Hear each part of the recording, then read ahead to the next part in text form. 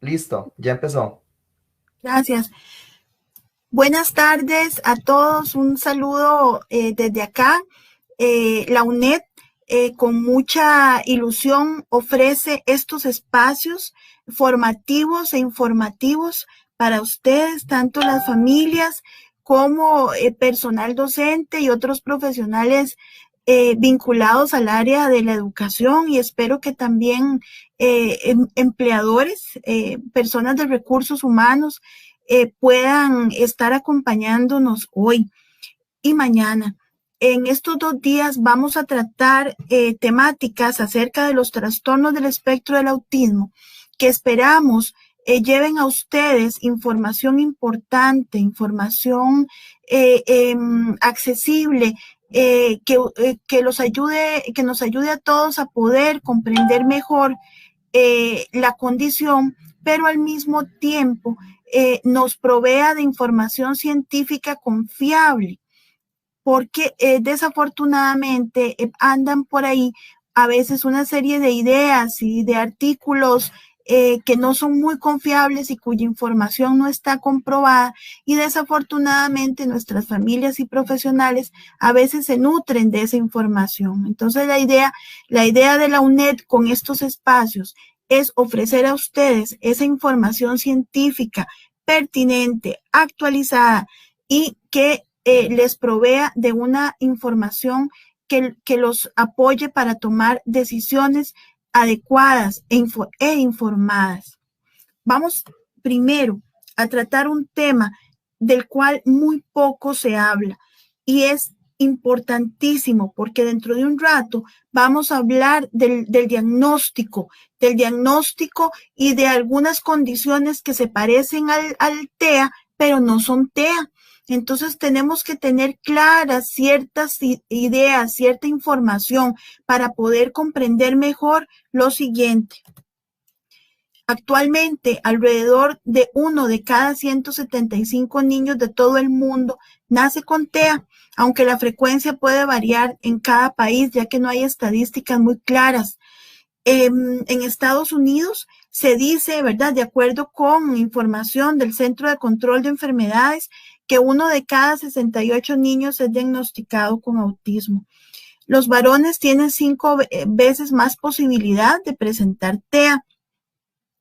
Y los reportes indican que la mayoría de los diagnósticos se realizan después de los 4 años de vida. Esto nos deja con una ventana de oportunidad reducida en cuanto a la estimulación y el desarrollo de los chicos y chicas con TEA en los primeros 3 años de vida, que son sumamente importantes. Acá les dejo abajo ustedes pueden ver el nombre del artículo del cual tomo esta información, por si quieren tomarle foto y leer el artículo completo, que es sumamente interesante y sumamente informativo. Históricamente y hasta hace muy poco tiempo, el autismo era atribuido erróneamente a una alteración en el vínculo madre-hijo. La madre como culpable, una madre que no podía dar afecto suficiente a ese hijo o a esa hija, y entonces ese vínculo alterado daba como el resultado una persona con autismo. Afortunadamente, a partir de una exhaustiva investigación neurometabólica, genética, investigaciones cerebrales funcionales, neurofisiológicas y de neuroimagen, han habido hallazgos, aunque parciales, que han permitido identificar procesos neurobiológicos muy específicos, cuya causa es desconocida. Lo único que sí se conoce es que hay una interacción entre genes y ambiente. Ese es el núcleo en donde se va a gestar las diferentes expresiones del autismo. Si, por ejemplo, si pensáramos, y yo cuando en mi trabajo con familias siempre les pregunto, ¿a dónde creen ustedes que se encuentra el autismo en su hijo? ¿A dónde creen ustedes que se encuentra el autismo en su hija? ¿Verdad? Porque es importante esta pregunta.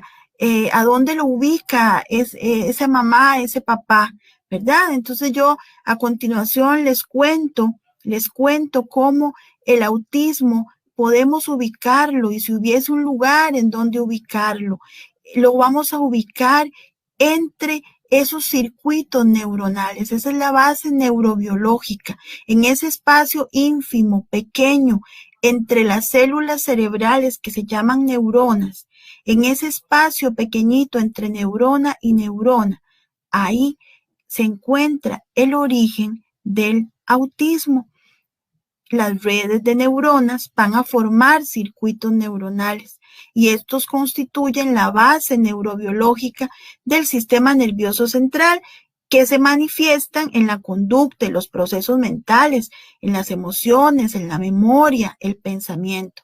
Entonces quiero que guarden esta imagen con esos circuitos neuronales en funcionamiento y que recordemos que el autismo es tremendamente intangible porque está en ese espacio pequeño entre neurona y neurona. ¿Cuál es la función? ¿Por qué esos circuitos que veíamos en la imagen anterior, esos circuitos que brillaban así tan bonitos, ¿verdad? Esos circuitos neuronales, ¿cuál es la función principal? Bueno, pues es adaptarse al ambiente, es la adaptación, porque a cada momento nuestro cerebro tiene que adaptarse. En cada instante nuestro cerebro está cambiando para adaptarse a la temperatura, al nivel de luz, a los olores que recibimos, a los sabores, al ruido, a las texturas, pero también podemos entender mejor esta adaptación en el siguiente ejemplo, en el cual, por ejemplo, si nuestro cerebro no estuviera reacomodándose, si esos circuitos neuronales no estuvieran reacomodándose constantemente, no podríamos percibir que pasan ni los minutos, ni los segundos, ni las horas, ni el tiempo en general, ¿verdad? Entonces, la adaptación de esos circuitos neuronales que se reacomodan a cada segundo, a cada instante, es importantísima porque entonces nuestro cerebro va a construir una respuesta adecuada a los requerimientos de cada situación, ya sea una situación interna del cuerpo o una situación ambiental. Entonces, a partir de esta adaptación neuronal es que tenemos la capacidad de modificar la cantidad y la función de las sinapsis neuronales. ¿Y qué son las sinapsis neuronales? Ahorita las vamos a ver con imagen. Es la unión entre neurona y neurona. Eso en ese espacio de la sinapsis, les decía anteriormente, es que se encuentra la génesis del autismo. Entonces, en este reacomodo, en esta adaptación neuronal, es que podemos hablar de plasticidad neural o neuroplasticidad, en la cual se fundamenta la plasticidad sináptica de los circuitos neuronales. ¿Ven? Lo que les decía, aquí tenemos dos neuronas. Ese punto brillante, ese puntito dorado, amarillo, brillante, es el que nos indica que ahí hay una sinapsis. Hay una sinapsis entre una neurona y otra. Y en ese espacio es donde se transmite la información en nuestro cerebro, en las millones de neuronas que tenemos en esos espacios de sinapsis. Es en donde se conecta y se traspasa la información que recibimos del entorno y así nuestro cerebro la procesa. Ahora bien, quiero contarles algo importante. Se han encontrado en esas investigaciones que les dije anteriormente, en esas investigaciones neurometabólicas de neuroimagen, se han encontrado alteraciones en los circuitos y contactos sinápticos. Sí, y parece ser que los trastornos del espectro del autismo y el trastorno por déficit atencional con hiperactividad comparten rasgos biológicos muy similares. Es decir, que comparten los dos alteraciones en los circuitos cerebrales y en la función sináptica.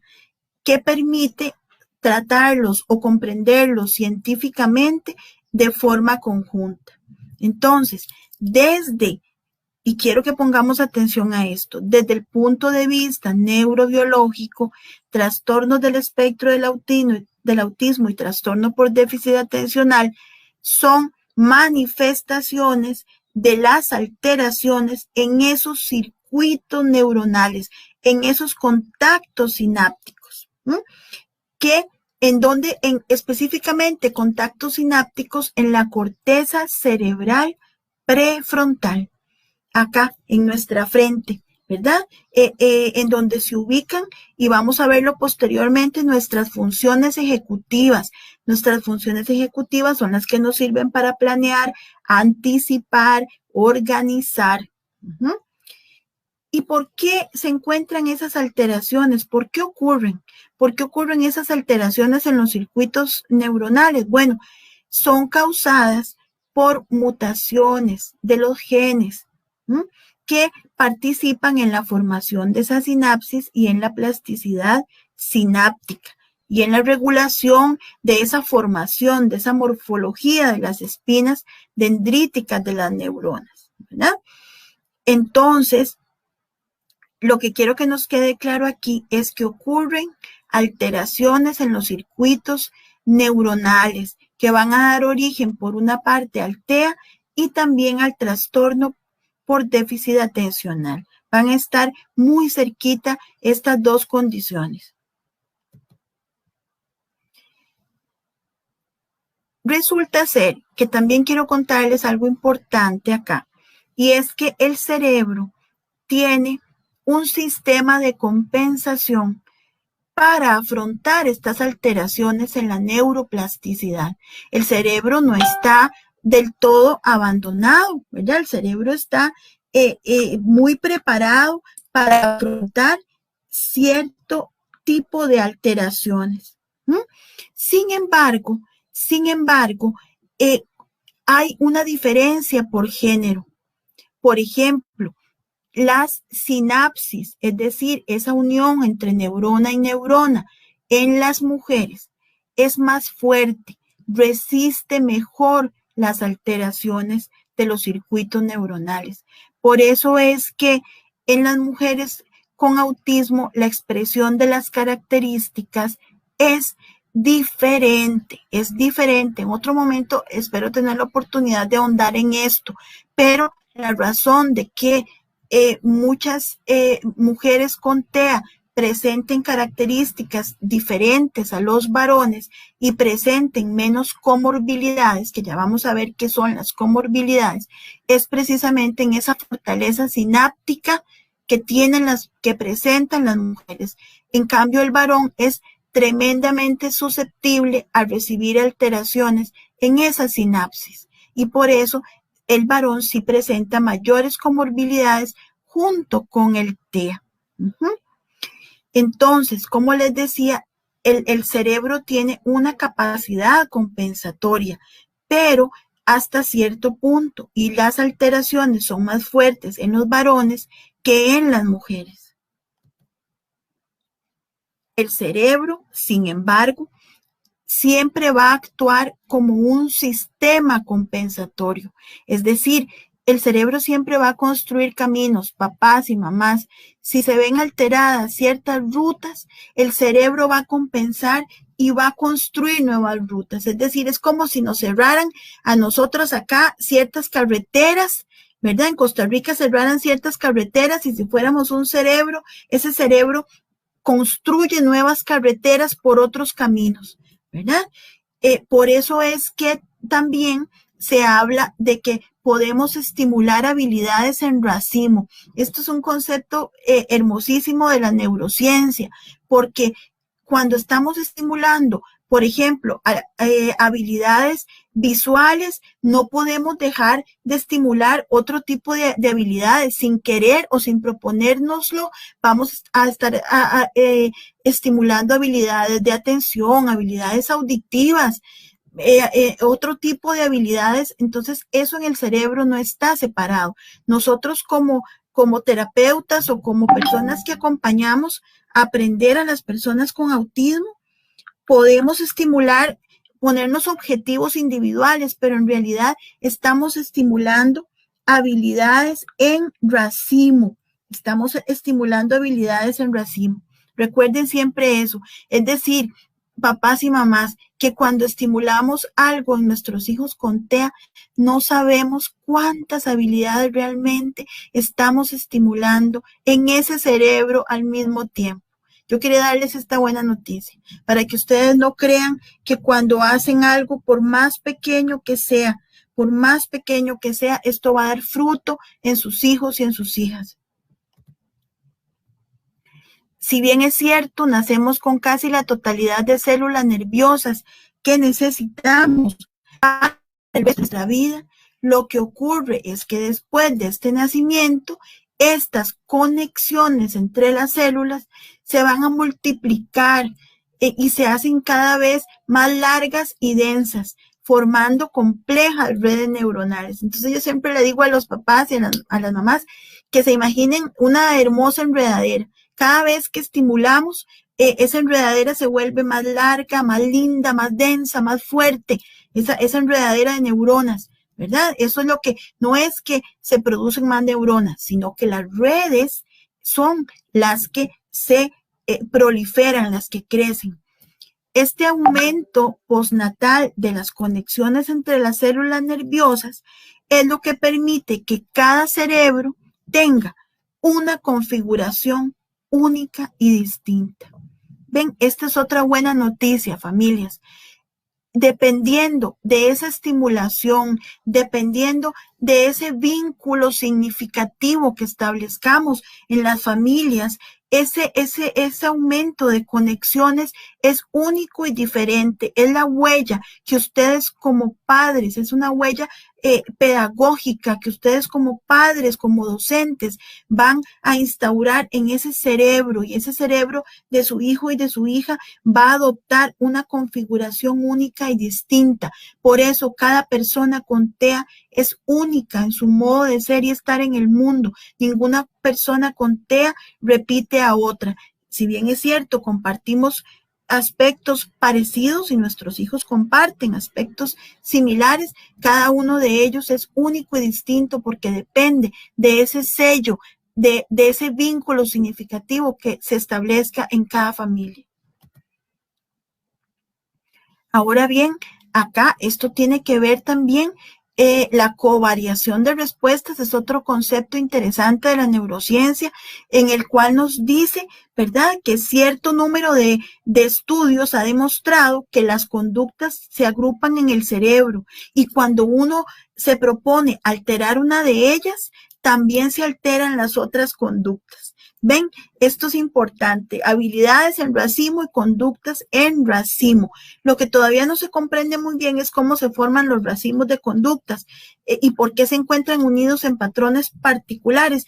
Pero sí, lo que les quiero decir es que es como un efecto dominó. Estamos estimulando algo y eso va a fructificar en un conjunto de áreas que nosotros ni siquiera nos imaginábamos. Asimismo, el concepto de cadenas conductuales es de vital importancia para comprender la conducta humana, porque una vez que nuestro hijo o nuestra hija con trastorno del espectro del autismo adquiere una habilidad, eso lo prepara para adquirir la siguiente. Y entonces vamos pasito a paso, poco a poco, pero siempre vamos avanzando. Ahora bien, hay otro concepto que tenemos que comprender hoy. Ustedes han escuchado mucho una palabra, han escuchado mucho la palabra espectro. A algunos no les gusta, a algunos les suena raro. La palabra espectro tiene una connotación muy positiva, familias. Tenemos que defender esa connotación positiva de la palabra espectro, porque significa eso que dijimos hace un ratito, que cada uno de nuestros hijos y de nuestras hijas es completa y absolutamente único. Y entonces yo quiero compartirles la versión neurobiológica de por qué somos espectro, ¿verdad? Y para comprender por qué somos espectro, tenemos que entender un concepto importante que se llama migración neuronal. Resulta que las neuronas, cuando nos estamos formando en el vientre de nuestras madres, las neuronas no nacen en el lugar en que debieran ubicarse ya de manera permanente. Las neuronas nacen en otro lugar, que ahora vamos a ver un video y ustedes lo van a comprender mejor. Las neuronas nacen en otro lugar y realizan un viaje, por eso se llama migración. Las neuronas van migrando a lo largo de todo el periodo de embarazo. Las neuronas van migrando hacia su lugar de destino. Este viaje no termina dentro del vientre de la madre.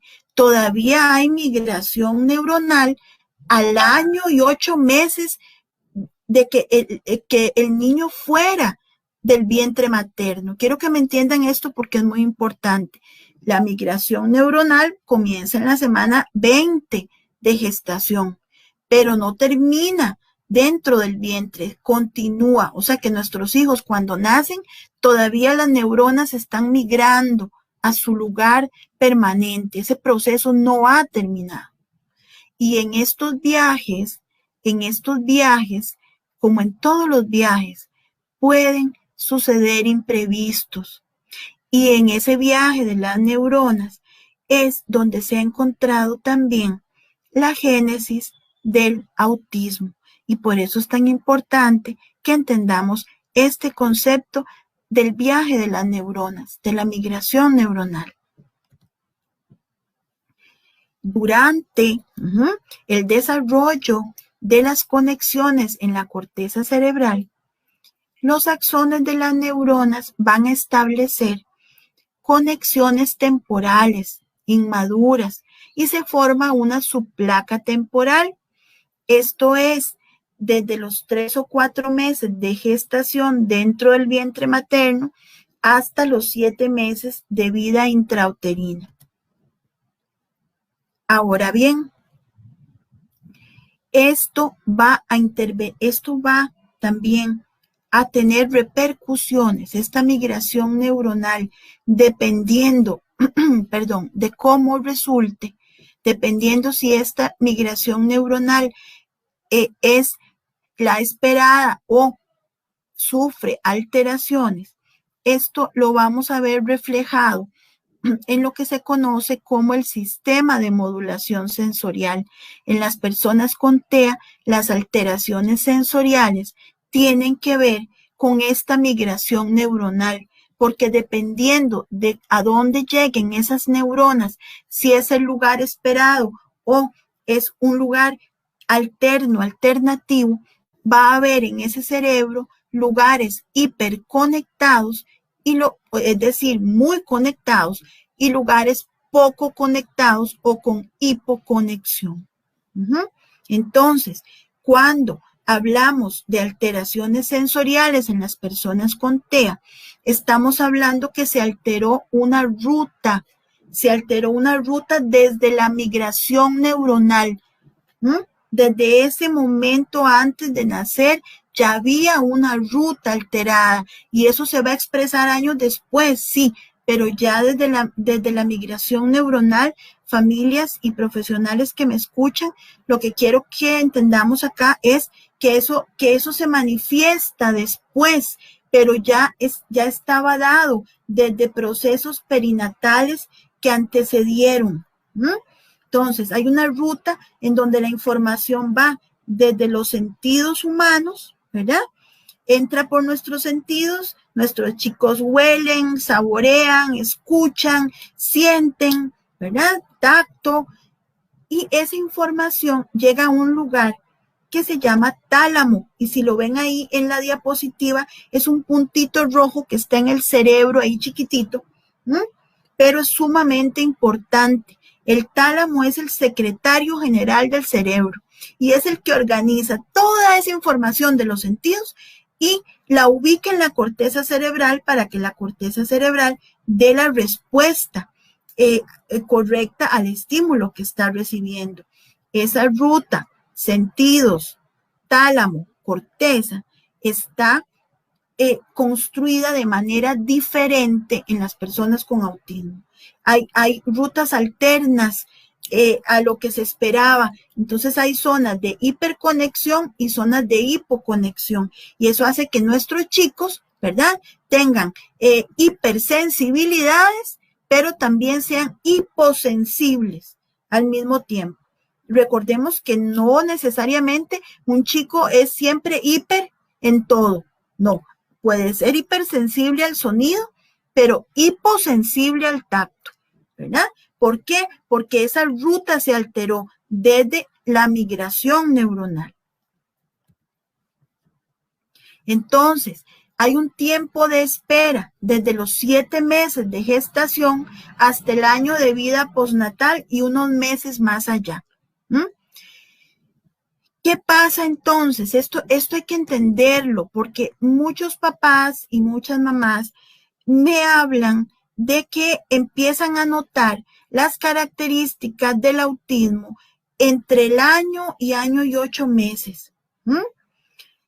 Y es que esto es importante porque a esa edad está terminando este tiempo de espera, están las neuronas terminando este proceso de migración neuronal. Es que este proceso de migración neuronal ocurre gracias a que se les envía a las neuronas señales de naturaleza química para que vayan encontrando su camino. Sin embargo, no siempre las neuronas llegan al lugar que se tenía previsto.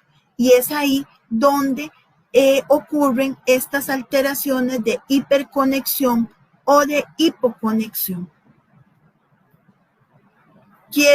Antes de seguir, voy a compartirles 2 pequeños videos para reforzar la explicación de lo que estoy diciendo.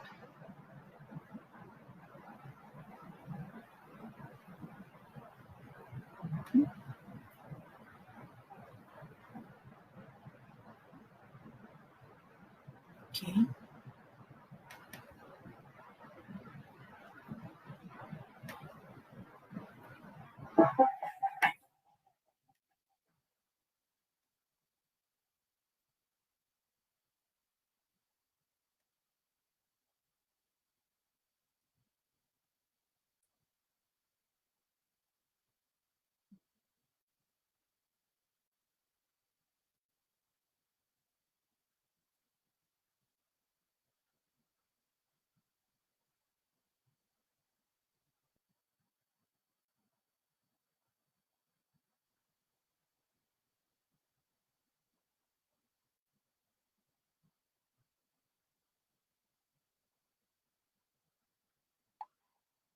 Okay.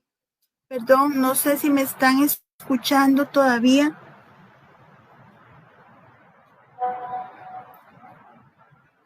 Ok.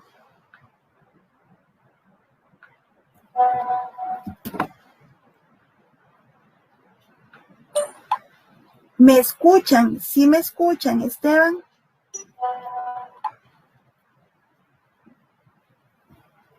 Ok. Sí, claro, Karen. Gracias, gracias.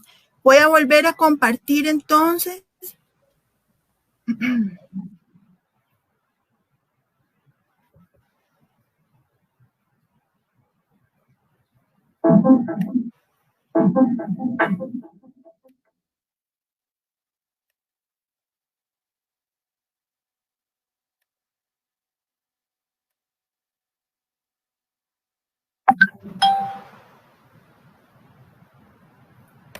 Gracias, ahí me dicen que se escucha perfecto, qué dicha.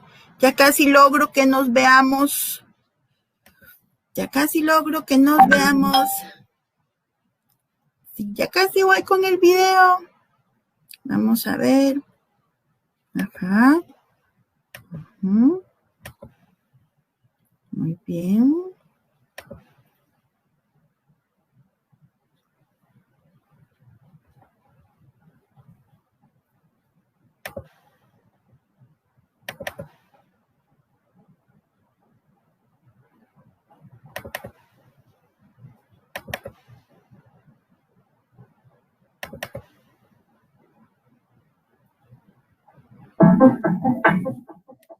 Ah, perdón, Esteban, ¿ahora sí se ve el video?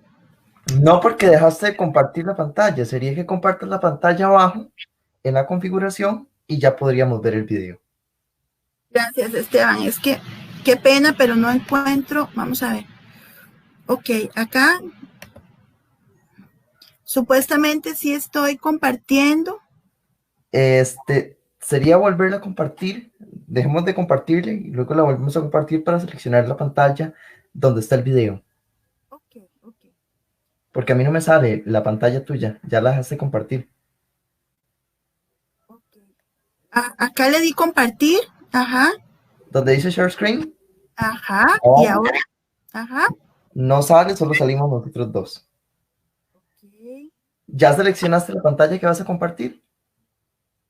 No, o sea, sí, tengo que estoy movilizándome como si fuera Zoom y entonces estoy confundida con eso, Esteban.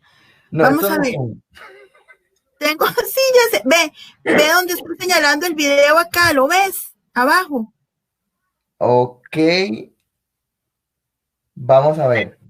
Tenés primero, porque a mí no me sale que estés compartiendo la pantalla, no la estás compartiendo. Uy, qué raro. Mira, si le di compartir, vamos a ver. Sí, aquí está, ves toda la pantalla, perdón. Ajá, compartir. Abajo donde está el micrófono y la cámara y donde está la Ajá. tuerquita, hay una pantalla. Tienes que darle clic ahí. Sí, ahí le di clic, pero voy a cancelar porque sí me da que sí comparto, pero vamos a ver. Sí. Compartir, ajá. Ahora le doy share screen, ajá. Ajá. Ahora seleccione la pantalla. Tiene que darle clic a la pantalla que vas a compartir, a la imagencita donde está la pantalla. Ajá, listo. Ahora sí estás compartiendo. Ahora vaya al video. Abajo, en tu barra de tareas, al video vas. Ahora Eso. sí. Nada más lo Gracias, reproduces. gracias, Esteban. Un Ahora sí, gusto. perdón. Gracias. Para eso está Vamos, el técnico. sí, muy amable, Estevitan, gracias. Muy bien, vamos a ver ahora cómo y desde dónde migran las neuronas en el siguiente video. Vamos a ver la gestación de un ser humano desde que es un tubo neural, ¿verdad? Todos fuimos en algún momento un tubo neural, aunque ustedes no lo crean, y las neuronas van a migrar hasta llegar a la corteza cerebral. Desde la base de ese tubo neural van a migrar hasta la corteza cerebral para llegar a su lugar definitivo.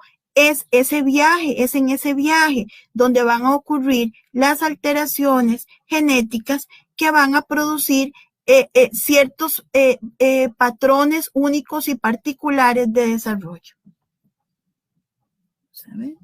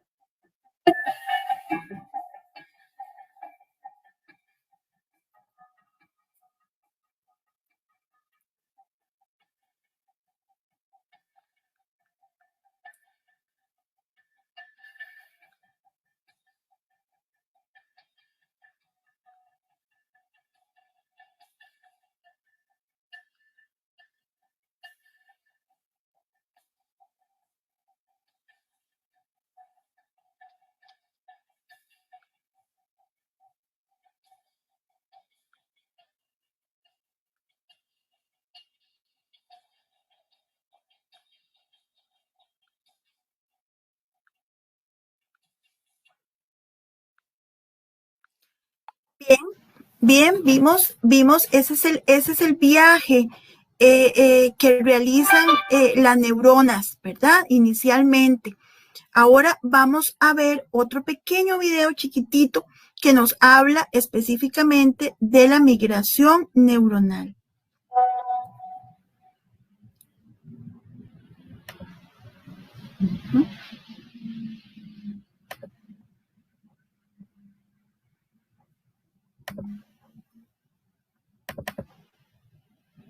Ay, perdón.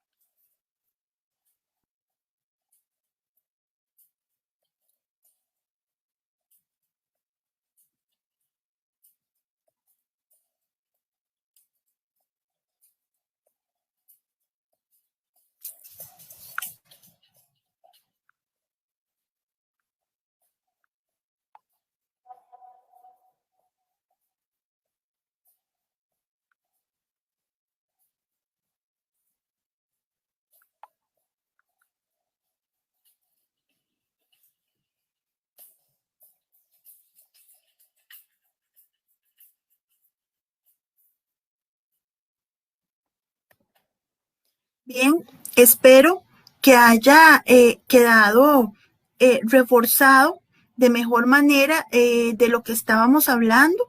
Vamos a volver en este momento a la presentación.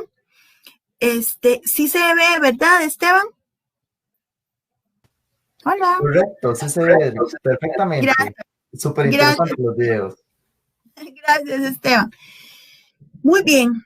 Ahora, otro aspecto importante aquí es que durante la infancia de nuestros chicos y chicas se origina una sobreproducción de sinapsis, ¿verdad? Es a partir de toda esa estimulación y de toda esa vinculación significativa, insisto, en que tenemos con nuestros hijos y nuestras hijas, ¿verdad? Que va a generarse toda esa sobreproducción sináptica, ¿verdad?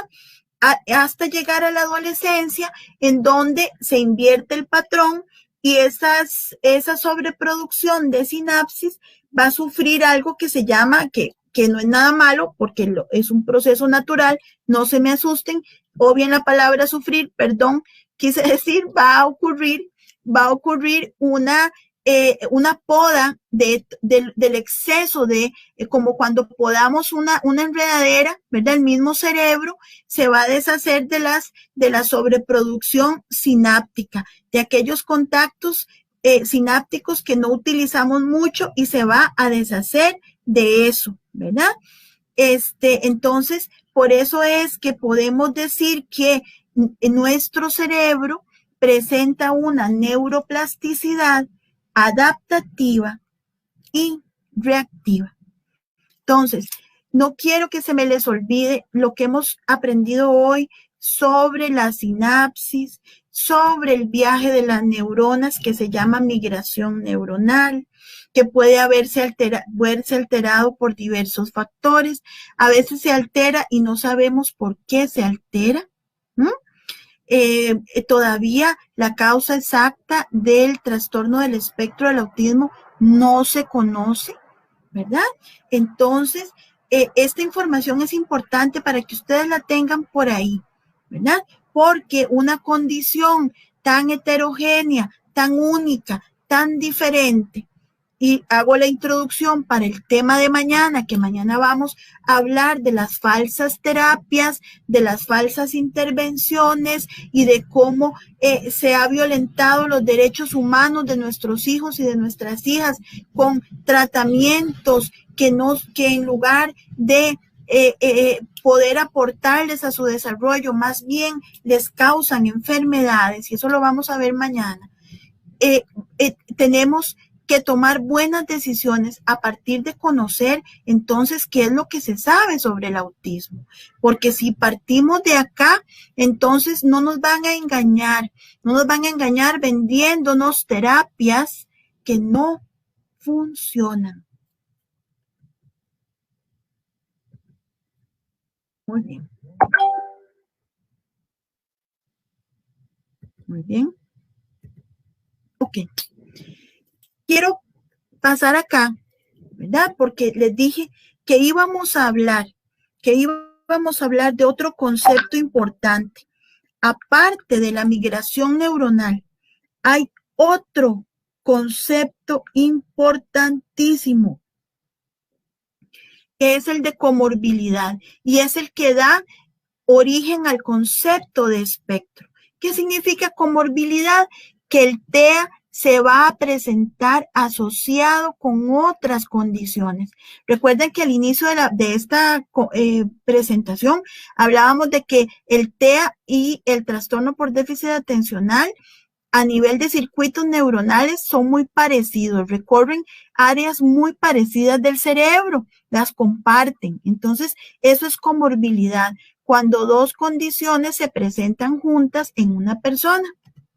Vean aquí, quiero compartirles cuáles son algunas de las condiciones que se pueden presentar en conjunto con el TEA.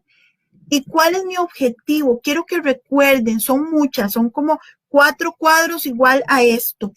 ¿Por qué? ¿Por qué les presento este cuadro? No para que se me asusten, no es para que se me asusten. Les presento este cuadro porque el diagnóstico del autismo es sumamente complejo y no puede ser realizado por cualquier persona.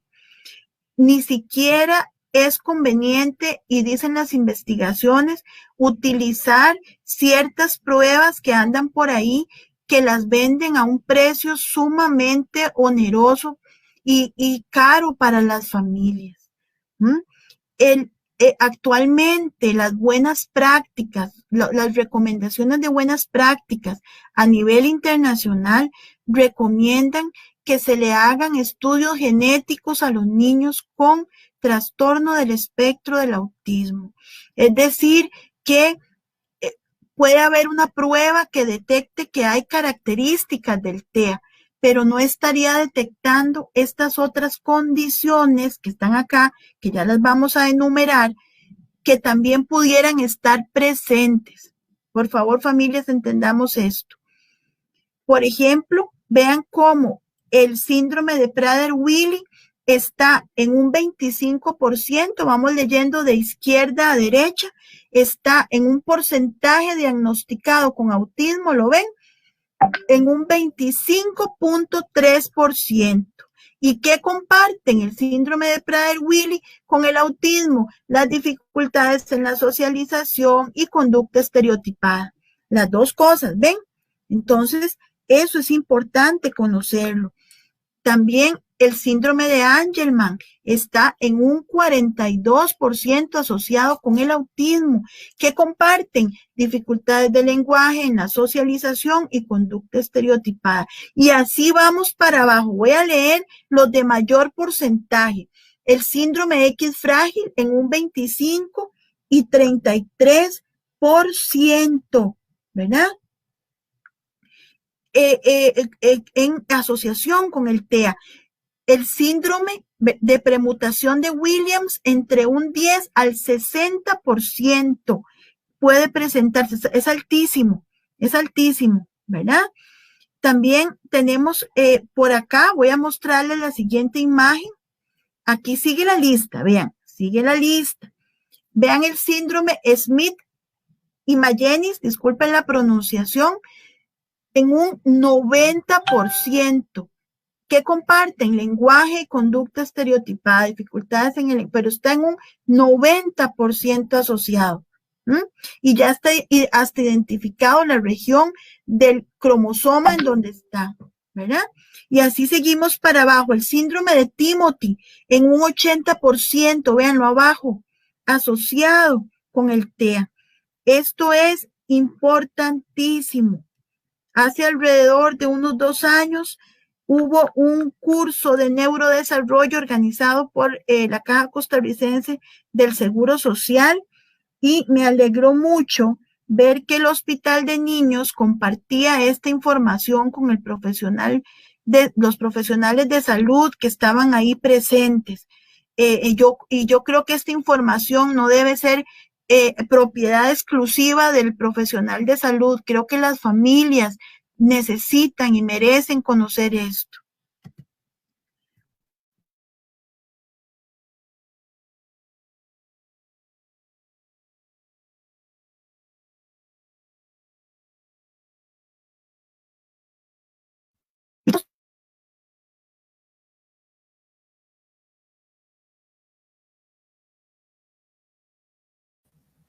Disculpe, Karen desactivó el micrófono.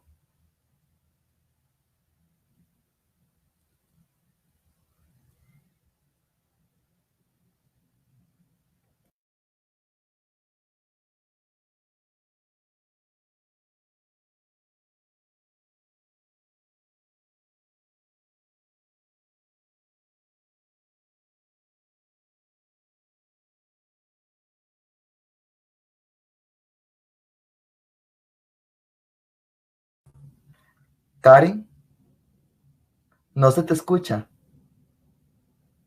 Abajo, donde dice micrófono, lo tenés desactivado. Ya, listo. Listo. Sí, pero fue el poltergeist porque yo no fui, juro que yo no fui. Bueno, vamos a volver acá. Perdón.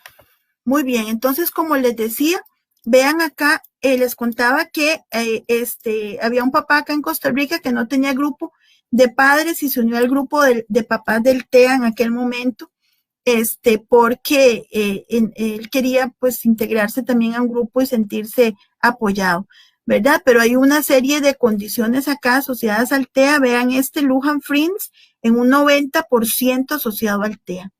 ¿Verdad? ¿Quién sabía que existía? ¿Verdad? Yo hasta hace muy poco. Entonces, es importante tener esta información, familias. Y aquí, ¿verdad? Termina la lista, ¿verdad? Que se conozcan. Está HET, hipotonía, epilepsia y autismo y el trastorno del desarrollo, ¿verdad? Que hay un 50% de asociación con el TEA. Es importantísimo, repito, que tengamos esta información y que nuestro sistema de salud también detecte las condiciones asociadas. El manual de enfermedades mentales, el DSM-5 y el documento de la Organización Mundial de la Salud, el CIE 11, hacen un llamado a agregar cuáles son las condiciones en el diagnóstico, cuáles son las condiciones asociadas al TEA que presentan los chicos y las chicas. Aquí hay otro cuadrito resumen también con los más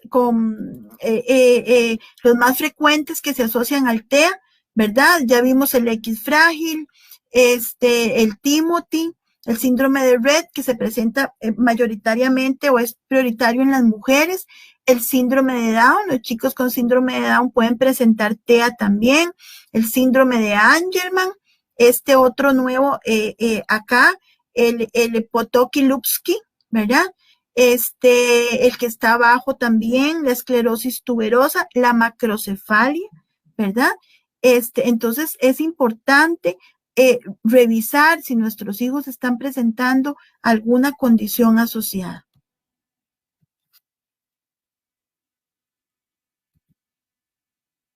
Muy bien.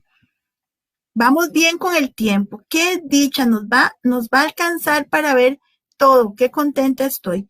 Vamos a pasar acá. Vamos a pasar acá a ver la siguiente presentación. Vamos a ver.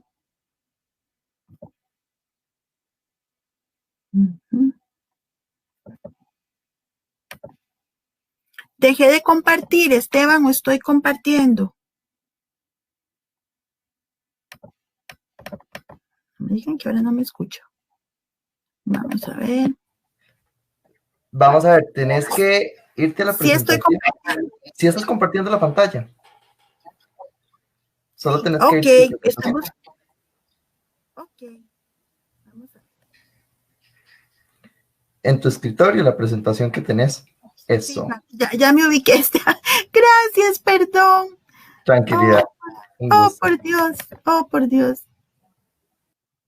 Es que no saben que hoy están viendo mi debut con este sistema. Así que 1000 perdones y muchas gracias por la comprensión. Pido disculpas de antemano. Muy bien. Ahora vamos a continuar hablando del proceso de diagnóstico, ya que ustedes fueron tan gentiles de tenerme paciencia y escucharme toda la historia de la neurona, la sinapsis, la migración neuronal, ¿verdad? Gracias por la paciencia, pero era importantísimo para poder entender lo siguiente. Acá vamos a hablar de condiciones, ya vimos la gran cantidad de condiciones asociadas al TEA, ¿verdad? Yo cuando leí el artículo me quedé con la boca abierta, ¿verdad?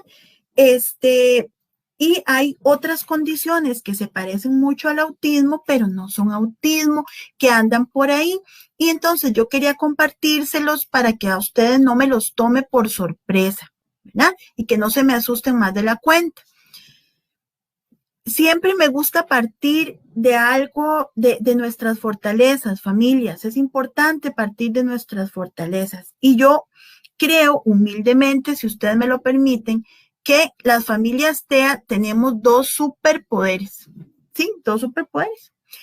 Uno es aprender a ver y escuchar más allá de lo evidente, porque tenemos que aprender a comunicarnos con nuestros hijos y con nuestras hijas. Y entonces somos expertos, nos volvemos expertos en comunicación, en aprender a conocerlos, qué es lo que necesitan, qué es lo que quieren de nosotros.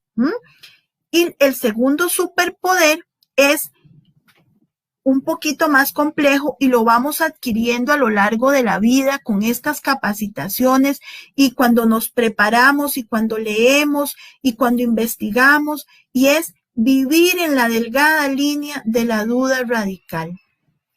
No aceptemos nada por hecho, familias. Primero investigamos, primero quién lo dijo y cómo lo dijo y cuándo lo dijo y cuál es la evidencia que tiene al respecto. No dejemos, familias, que nos vendan espejitos de colores. Eso es lo que quiero decir. Cuando les digo que desarrollemos el superpoder de vivir en la delgada línea de la duda radical. Y para comenzar, quisiera regalarles un poema que les sirva como guía para el camino, un poema muy lindo que para mí es muy importante.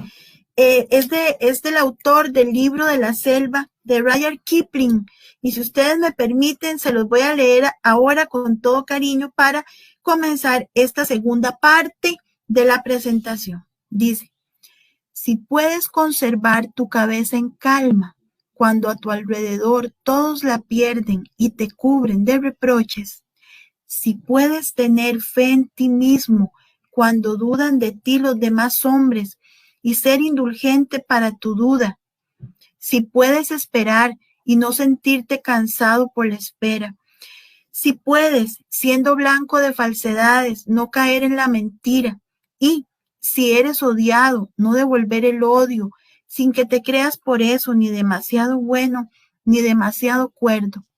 Si puedes soñar sin que los sueños imperiosamente te dominen, si puedes pensar sin que los pensamientos sean tu objeto único, si puedes encararte con el triunfo y el desastre y tratar de la misma manera a esos 2 impostores, si puedes aguantar que a la verdad por ti expuesta la veas retorcida por dos pícaros para convertirla en lazo de los tontos, o contemplar que las cosas a que diste tu vida se han deshecho y agacharte y construirlas de nuevo, aunque sea con gastados instrumentos. Si eres capaz de juntar en un solo haz todos tus triunfos y arriesgarlos a cara o cruz en una sola vuelta, y si perdieras, empezar otra vez como cuando empezaste y nunca más exhalar una palabra sobre la pérdida sufrida. Si puedes obligar a tu corazón, a tus fibras y a tus nervios a que te obedezcan, aún después de haber desfallecido, y que así se mantengan hasta que en ti no haya otra cosa. Como dije, del señor Rudyard Kipling. Muy bien. El diagnóstico de los trastornos del espectro del autismo, luego de que vimos la presentación anterior, todavía con más autoridad podemos decir que requiere obtener datos de la historia de los chicos, datos bien detallados, precisos, observación de la conducta. Ojalá que podamos filmar sus conductas, tenerlas documentadas, ¿verdad? En algunas oportunidades este diagnóstico va a estar muy claro, va a ser muy evidente, pero incluso en estos casos hay que explorar el perfil general de funcionamiento, determinar habilidades cognitivas e intelectuales cuando sea posible, detectar las comorbilidades. Y ustedes cuando escuchen la palabra comorbilidad, ya saben de qué se trata. En otros casos, el diagnóstico es complejo y puede presentar un reto importante incluso para los profesionales más calificados y de amplia experiencia. ¿Qué tenemos que tener en cuenta? Que la complejidad del diagnóstico depende de varios factores. Primero, que se explora la conducta humana, que es compleja.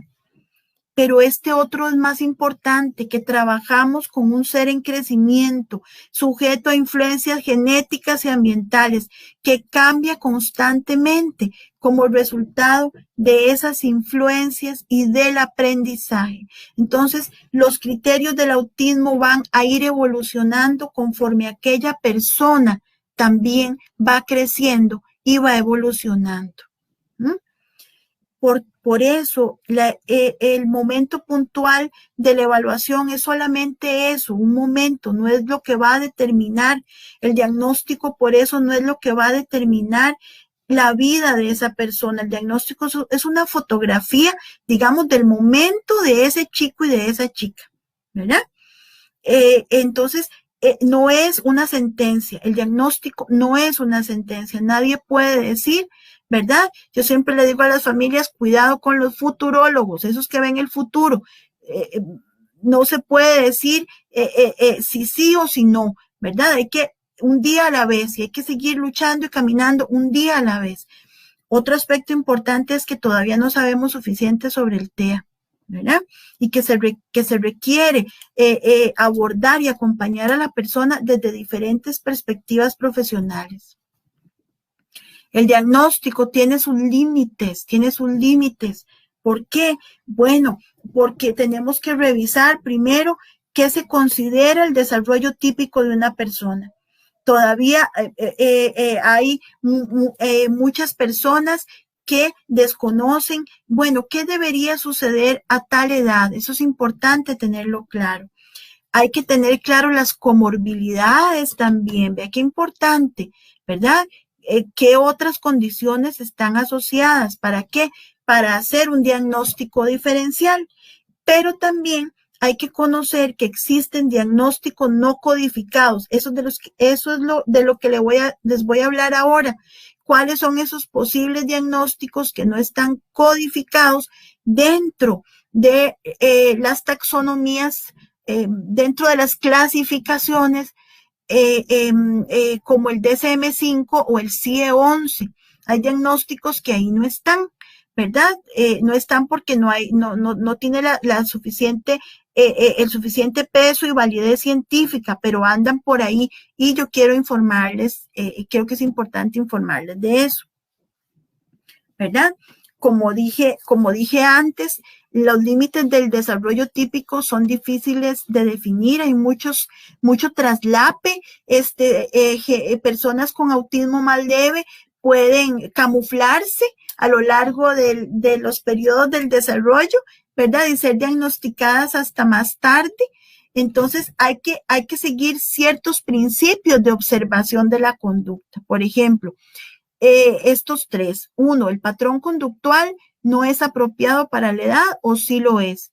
Es un patrón disruptivo, es decir, presenta algunas o muchas dificultades, es persistente, se presenta solo en uno o varios ambientes, se mantiene en el tiempo en diferentes contextos, puede presentar variaciones como resultado del acompañamiento terapéutico. En fin, hay que revisar esos temas. Las comorbilidades, ¿verdad? Ya lo dijimos, puede haber 2 o más diagnósticos que se presenten juntos y esto es importante. Familias, sin que uno sea necesariamente causa del otro, pueden coexistir en el tiempo, no necesariamente hay que establecer una relación de causalidad, ¿verdad? Sin embargo, el impacto de cada diagnóstico es sumativo, es acumulativo al impacto de los otros diagnósticos comórbidos. Las comorbilidades más frecuentes en los TEA es el trastorno por déficit de atención y ya vimos en la presentación anterior que comparten rutas neuronales, comparten caminos en el cerebro, por eso es que se presentan juntos con hiperactividad e impulsividad y los trastornos de ansiedad. El diagnóstico diferencial. Hay que hacerse una pregunta importante. ¿Qué distingue realmente al autismo de toda la lista de diagnósticos diferenciales que vimos ahora? De acuerdo con esta señora, doña Lorna Wing, que es una doctora que apoya y propone el concepto de fenotipo ampliado del autismo. Doña Lorna Wing dice, miren, en las familias hay personas que tienen características muy parecidas a la persona con autismo. Eso es el fenotipo ampliado del autismo. Ella dice que para que exista trastorno del espectro del autismo, deben darse alteraciones cualitativas de la comunicación, alteraciones cualitativas de la interacción social y patrones estereotipados y restrictivos de la conducta. Familias y profesionales, cuando hablamos de alteraciones cualitativas de la comunicación, vamos a partir de que no se trata de trastornos del lenguaje oral.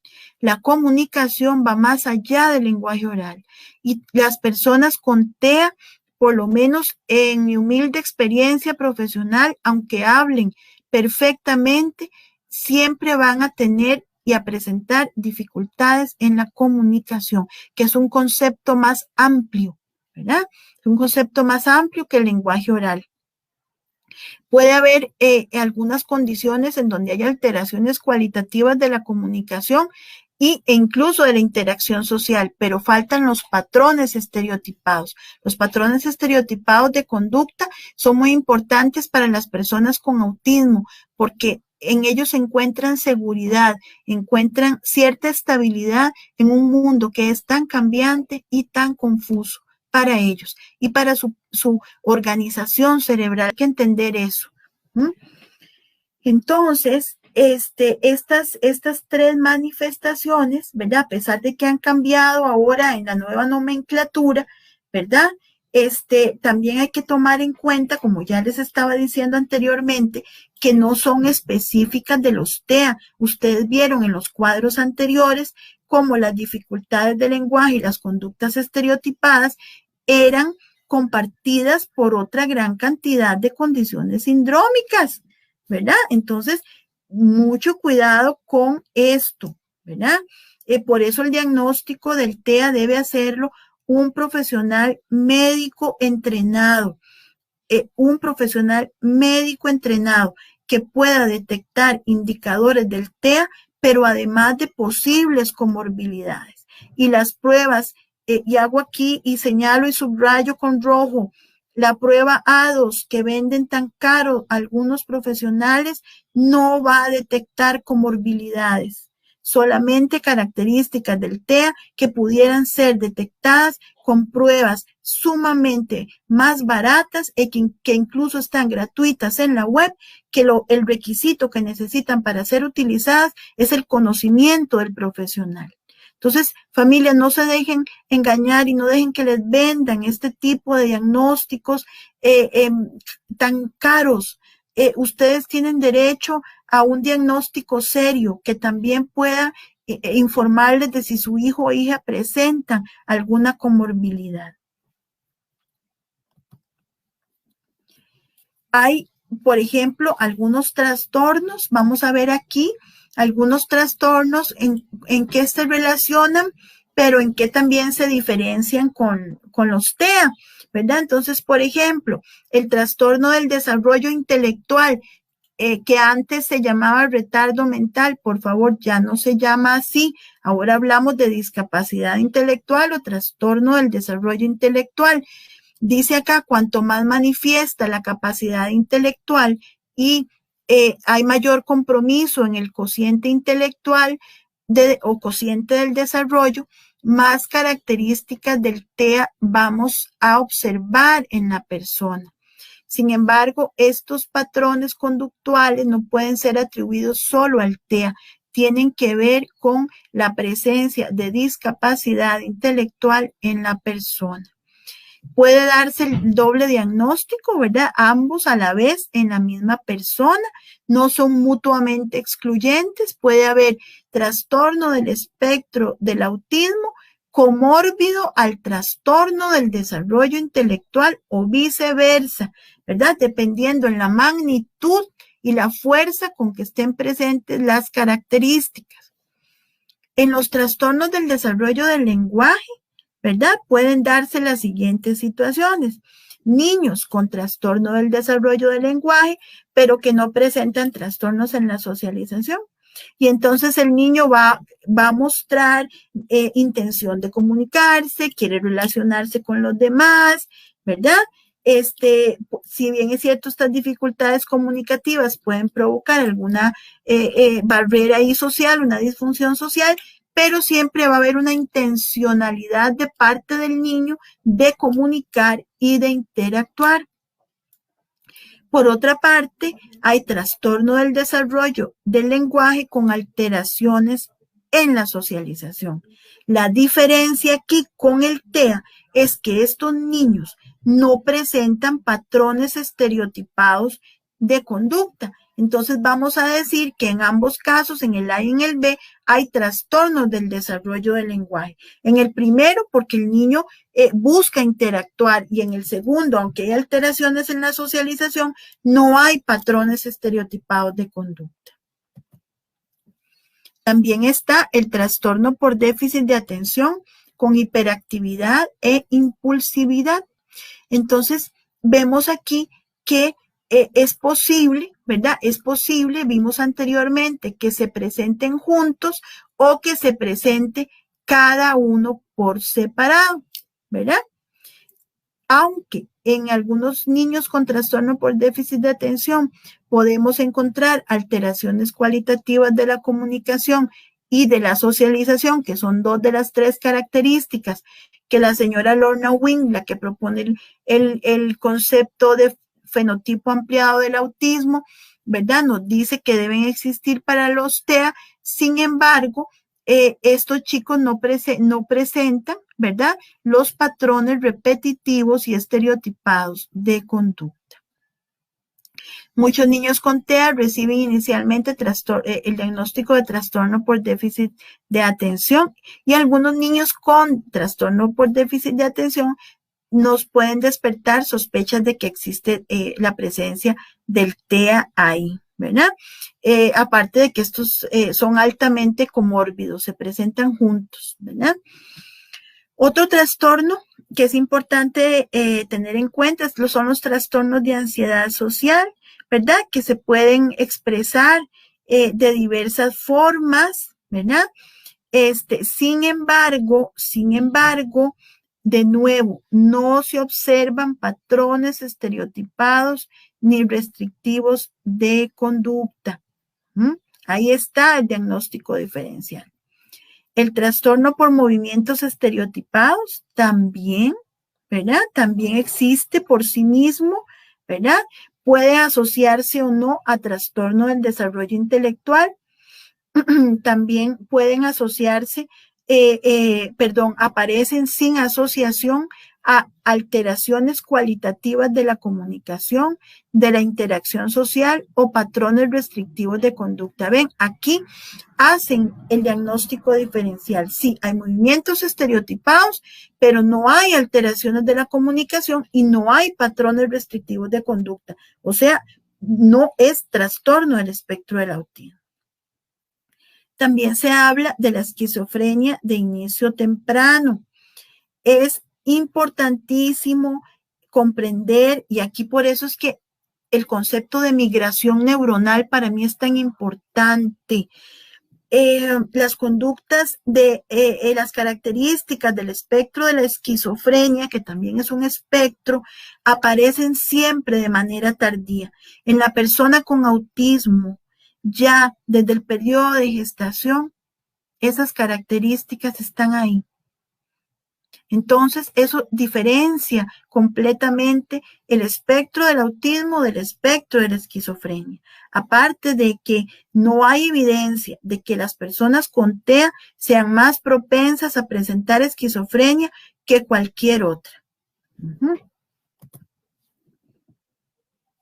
Aquí también es importante cuando hay regresiones en el comportamiento debido a encefalopatías epilépticas, ¿verdad? Aquí puede ser que existan como debido a crisis epilépticas, regresiones en el desarrollo de una persona, ¿verdad? Aquí hago la aclaración de nuevo y los remito al concepto de migración neuronal. Vean, las familias empiezan a notar la presencia del autismo alrededor de los 18 meses, 2 años de edad generalmente. No es que una regresión, no es que el niño tenía conductas. Es cierto que el niño puede parecer que tenía conductas y las dejó de hacer. Hablaba y dejó de decir las palabras que decía, o jugaba y dejó de jugar. Esto ocurre porque la migración neuronal concluye, se establece, se estabiliza y ya se va a notar mucho mejor en la conducta cómo quedó esa organización cerebral, pero no es que el niño retrocedió, ¿verdad? Entonces, sí es cierto que hay regresiones asociadas a la epilepsia, pero en el caso del autismo, esto no es una regresión. Las regresiones asociadas a la epilepsia ocurren más tardíamente entre los 4 y 5 años, no como se observa en el autismo, como dicen las mamitas y los papás, que entre los 2 y 3 años. Hay una diferencia importante. Espero no haberles hecho un enredo con esto. Es algo que ocupa una explicación más amplia, pero espero haberles podido resumir. Tiene que ver, ¿verdad? La conducta, las conductas que ven a los 2 años los papás de autismo más fuertemente presentes tienen que ver con que terminó el proceso o llegó, ¿verdad? A la culminación de la migración neuronal en ese momento. Ahora bien, es importante entender, ¿verdad?, que la prevalencia de epilepsia en la población general, entre todos nosotros, es de 0.1 a 0.4%. La prevalencia en la población con TEA, dice aquí, depende del lugar donde se haga la muestra, pero puede ir entre 5 a 25%. Es muy alta en relación a la población general. En algunos síndromes epilépticos, la prevalencia de autismo es muy alta. Por ejemplo, ¿se acuerdan del síndrome de esclerosis tuberosa? En un 50% las personas presentan esclerosis tuberosa más autismo. El síndrome de West también, ¿verdad? Entonces, sí hay una relación importante entre autismo y epilepsia. Eso sí hay que tenerlo bastante claro, ¿verdad? No para asustarnos, sino para tenerlo presente. El mutismo selectivo es una condición que se presenta en algunos niños y adolescentes y está asociado, ¿verdad?, a determinados contextos sociales, pero no otros. Entonces, por eso es que se le dice selectivo, ¿verdad? Sin embargo, las personas con mutismo selectivo no presentan patrones estereotipados ni restrictivos de conducta. Tiene que ver más bien con otras situaciones emocionales que puede estar pasando el niño o la niña, no con presencia del TEA necesariamente. Y acá, algo también muy importante es que existe actualmente, y algunos papás llegan y me preguntan también, de que por qué les dijeron que su hijo o hija presentaba rasgos de personalidad de autismo, ¿verdad? Este término, ¿verdad?, está bastante, pues, desacreditado, ¿verdad? Recordemos que el TEA es un espectro y que algunas personas pueden presentar características sin llegar a cumplir los criterios suficientes para el diagnóstico, ¿verdad? Y además no encajan en ninguna otra categoría diagnóstica.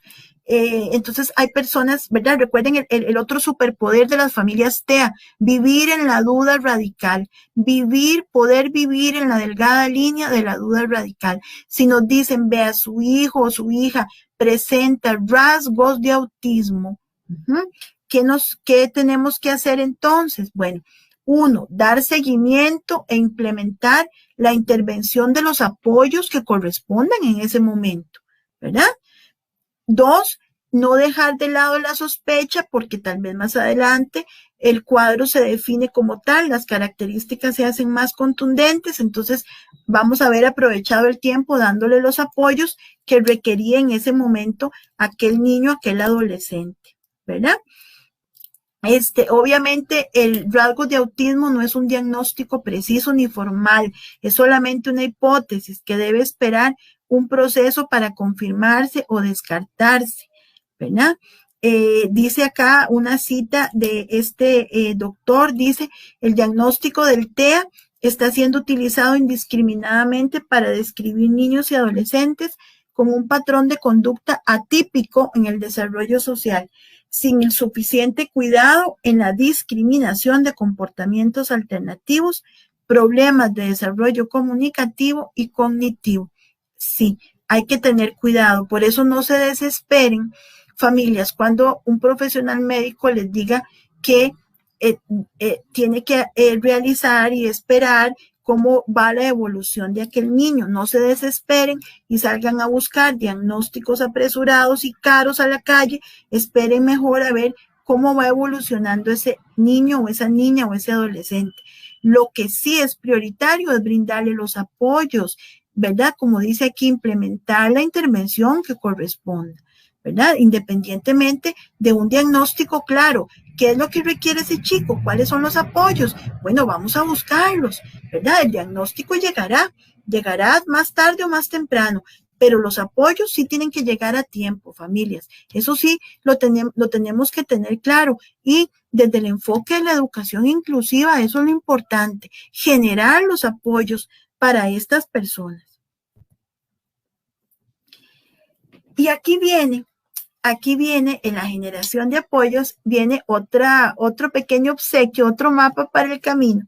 Para ustedes, no sé si recuerdan algunos, y no voy a tener tiempo de contar el cuento, pero si recuerdan el cuento de la Bella Durmiente, ¿verdad? ¿Recuerdan la escena donde llega la hechicera maléfica? Bueno, esta es la versión clásica, ¿verdad? Porque en la versión nueva maléfica adquiere otra connotación, pero en la versión clásica, ¿verdad? Tenemos a las tres haditas y de esas tres haditas es que les regalo el siguiente extracto. Recuerden cuando ya ocurrió la situación, ¿verdad? Ya la princesa tocó la rueca y cayó profundamente dormida para cumplir la maldición. Entonces dicen las hadas, todo está perdido. Se ha cumplido la predicción de la hechicera. Sí, contesta otra, pero esa predicción no contaba con nosotras tres. No contaba con nuestra creatividad, imaginación y astucia, queridas. ¿Qué les quiero decir con esto, familias? Sí, yo también comparto con ustedes el ser mamá de una persona con autismo que hoy tiene 25 años, que es la luz de mi vida, junto con la otra luz de mi vida, que es mi hija también. Y siempre he dicho que antes del autismo, él es mi hijo y lo he educado como tal. Entonces, la vida no contaba con que aunque me lo diera y me lo regalara como una persona con autismo, no contaba ni con nuestra creatividad, ni con nuestra imaginación, ni con nuestra astucia, ni con nuestro amor como familias.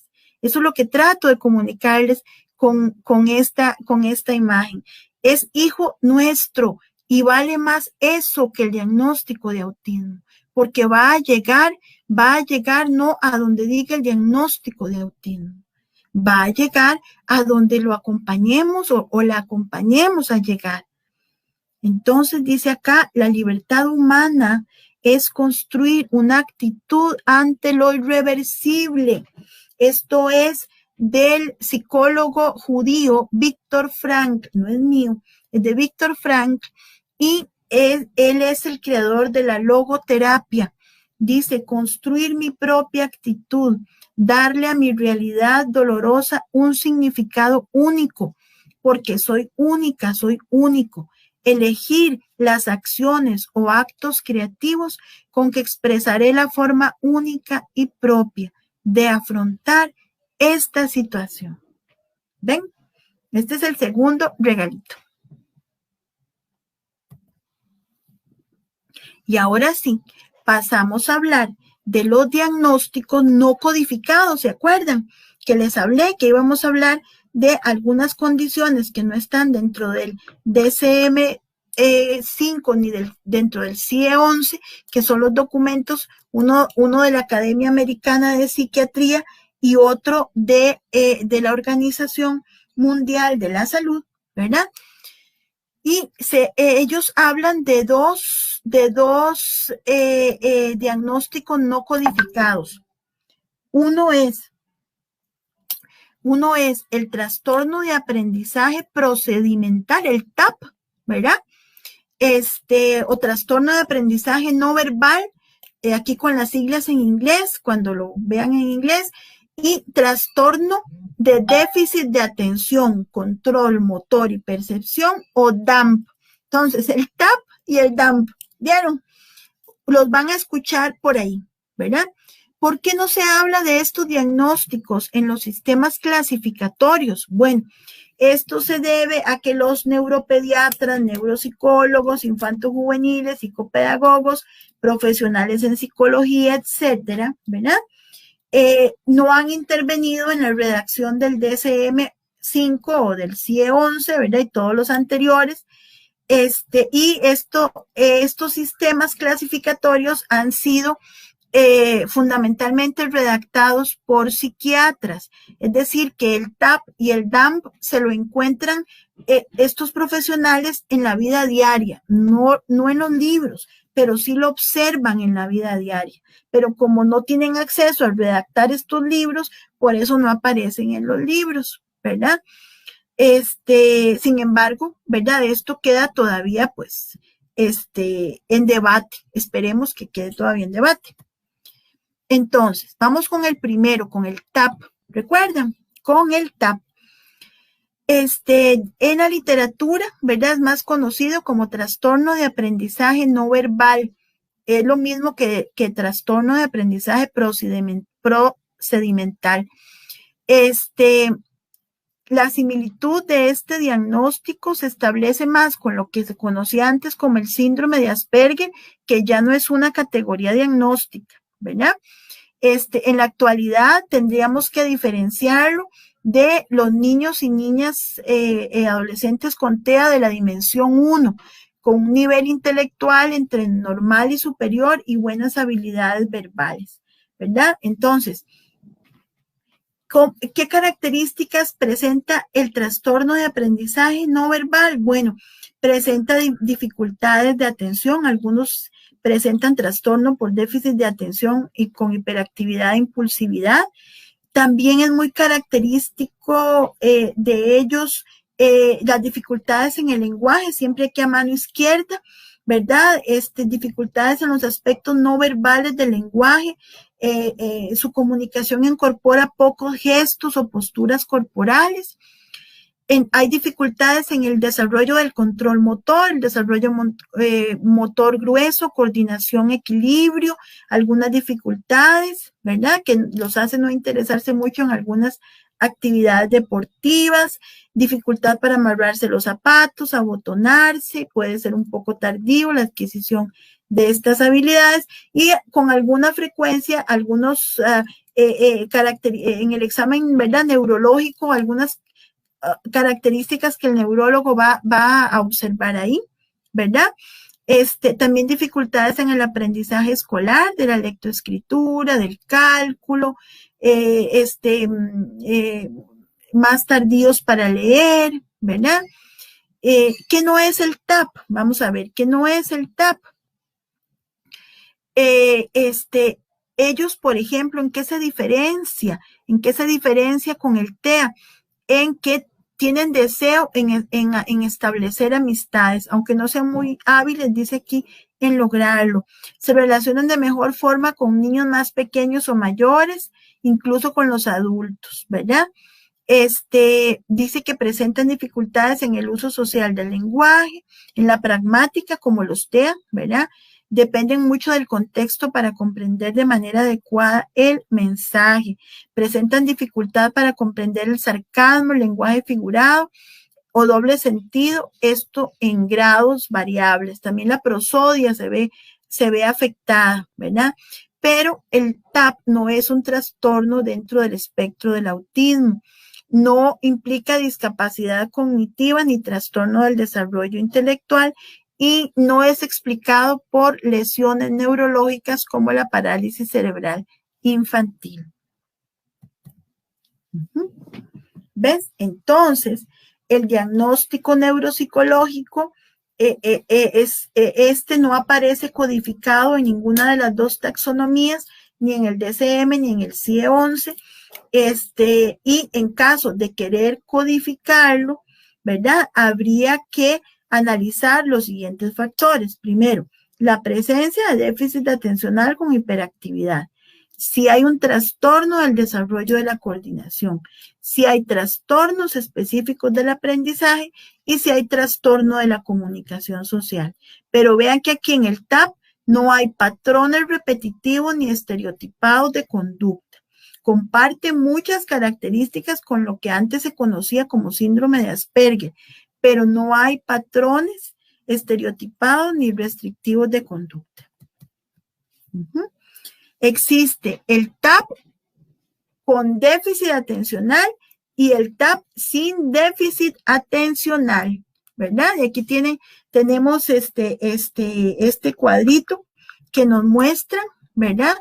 Como sin déficit de atención vamos a encontrar trastornos en la coordinación motora, un rendimiento bajo en las pruebas neuropsicológicas, vamos a ver dificultades específicas de aprendizaje, problemas en las relaciones sociales, ¿verdad? No va a presentar, dice criterio de exclusión, no presenta discapacidad o trastorno del desarrollo intelectual, ¿verdad?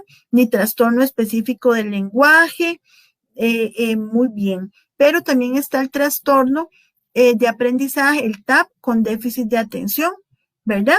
Que va a presentar todo lo anterior, pero también va a presentar el déficit de atención. Y pasamos al DAMP, ¿verdad? Al DAMP, que es el déficit de atención más dificultades en el control motor y en la percepción. Por sus siglas en inglés se llama DAMP, ¿verdad? Es una categoría diagnóstica planteada a finales del siglo pasado. Oigan ustedes, es muy reciente, ¿verdad? Por profesionales de los países nórdicos. Para definirlo, hay que verificar que el trastorno por déficit atencional, al igual que los TEA, ¿verdad?, esté presente. Esto implica que las manifestaciones propias del trastorno por déficit atencional van a acentuarse en este DAMP, en los chicos diagnosticados con DAMP. Y también es importante recordar que va a haber dificultad en el control motor, ¿verdad? En el control motor. Y hay un déficit en la percepción también, ¿verdad? Pero que sus manifestaciones principales son la inatención, la hiperactividad y la impulsividad. Y también va a haber deterioro en el rendimiento académico y en la disfunción social, ¿verdad? ¿Qué hacemos cuando nos encontramos con adolescentes y adultos que sospechamos la presencia tardía del trastorno del espectro del autismo, ¿verdad? Recordemos que el TEA no es una enfermedad, entonces no hay curación, ¿verdad? No hay curación. Esto quiere decir que un niño que recibe el diagnóstico del TEA en infancia lo seguirá presentando en la vida adulta.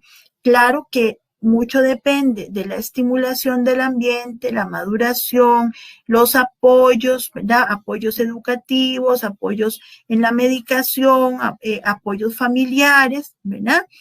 Y eso va a influir en la manifestación conductual de esa persona, con notables mejorías, ¿verdad? Hay notables mejorías que uno con mucha alegría puede notar en nuestros chicos TEA, ¿verdad? Pero también existen otros que experimentan nuevos retos al llegar a la vida adulta.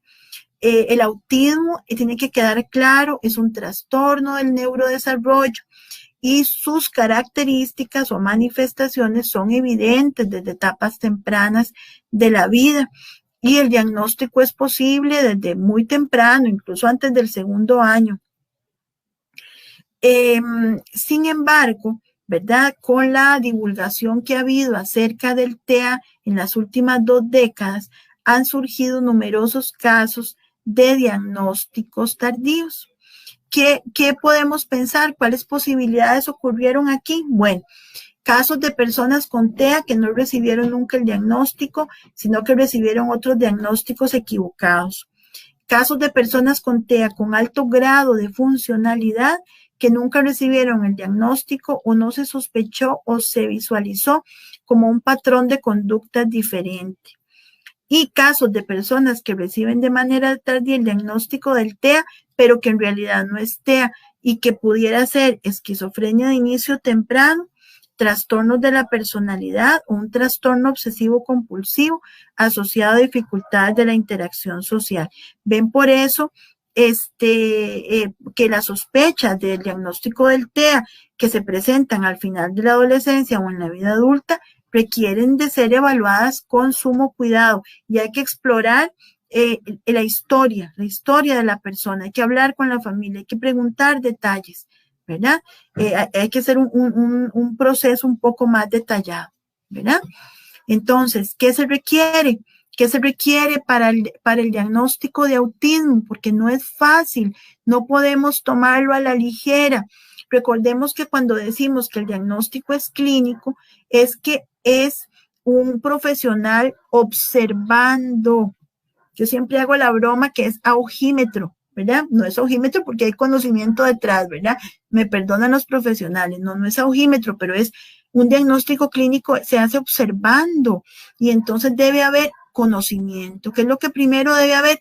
conocimiento, que ese profesional sepa qué es lo que va a observar y qué es lo que necesita observar y detectar, ¿verdad? Que existe un alto índice de sospecha, eso va a contribuir mucho. Apoyarse en algunas herramientas, ya dije, no todas son tan carísimas, ¿verdad? Hay algunas muy buenas y disponibles. Un trabajo interdisciplinario, aprender a dialogar entre profesionales. Eso nos va a ayudar y nos va a dar una mayor precisión diagnóstica.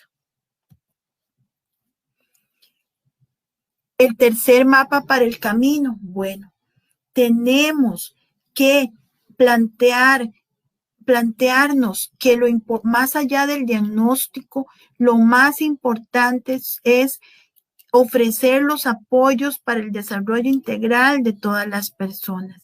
Desde la educación inclusiva y el enfoque de derechos humanos, no podemos esperar a que haya un diagnóstico. Vamos a observar, vamos a convivir con esa persona y sabemos cuáles son sus áreas fuertes y cuáles son las áreas en las que requiere apoyo, y a partir de ahí vamos a trabajar. El diagnóstico no puede ser una barrera ni para etiquetar ni para que no podamos trabajar con la persona. Lo importante son los apoyos. El TEA, aquí les regalo una cita, si ustedes me preguntan, del manual de apoyo, ¿verdad? Publicado por el Senarec. ¿Cuál es mi página favorita? Es la 40. Por lo menos en la versión escrita, no sé si en la digital está en la 40, ¿verdad? Donde la filóloga no me corrige y me deja poner: mi hijo no está loco. Esto es importante. El TEA es un trastorno del neurodesarrollo, una alteración del patrón típico, que no es una enfermedad y que no es enfermedad mental. Eso tenemos que tenerlo muy claro. Familias y profesionales que hoy me hicieron el honor de acompañarme. Este ha sido mi aporte, este ha sido mi aporte por hoy, muy agradecida.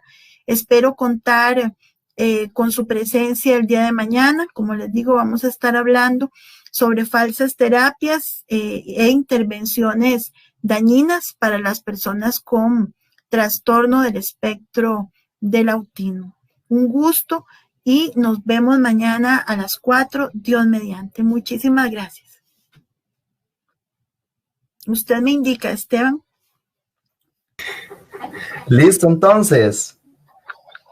Excelente live, doña Karen. Listo.